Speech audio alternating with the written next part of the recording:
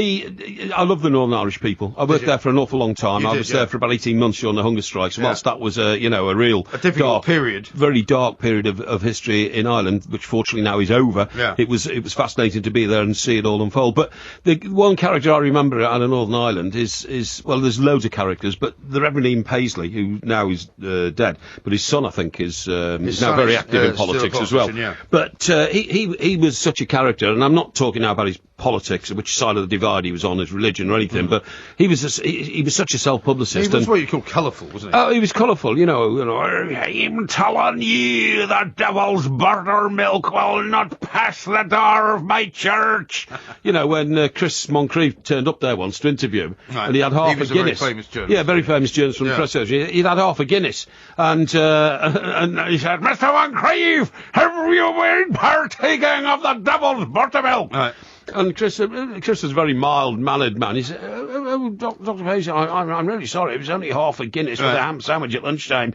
Half a Guinness too much in the house of God. Get out! And he threw him out. Yeah, threw him out, yeah. But the thing is amazingly, the way politics work in Northern Ireland, shadowy creatures are always ringing you up, or they come into the bar and all this kind of thing. Tipping you off. You have no idea whether they're from MI6, whether they're from the Provost. The Crown in Belfast, which was absolutely. the Europa Hotel. Yeah, absolutely. It was a place where, obviously I wasn't there to see it, but there was a guy... Famous for it. It was famous, but also a guy came in one night, and there was somebody sitting in the corner of the table, shot him in the head, dropped the gun, walked out. Godfather style. Yeah, it was very exciting. But you never knew these guys were Provos, you never knew if they were from the Shankill Road, you didn't know if they were MI6, didn't know if they were Special Branch. Honestly, these people floating around all over the place, and one of them came up to us and tipped us to be in Paisley's church that evening for his sermon at 8 o'clock. He was going to say something terribly dramatic, you know. And we all got there, we're all in the front row, and he got up in the pulpit and he said, in the house of God we will not have sinners. Look at these men here. Pointing to the press? Point to us on the front row. Yeah. This rabble come into God's house to listen to my sermon, thinking that they're going to go out and tell the world what I will not have you in God's house. Remove them. You're totally the same colour red that he used to turn. Yeah, that's right, yeah. So what, did he have sort of bouncers? He had bouncers. He had bouncers in his church, which, I mean, he had to have, really, because any time somebody could have burst through the door, with a grudge against him. A lot of people had a grudge against him. Yeah. And these guys kept and really manhandled us, Yeah.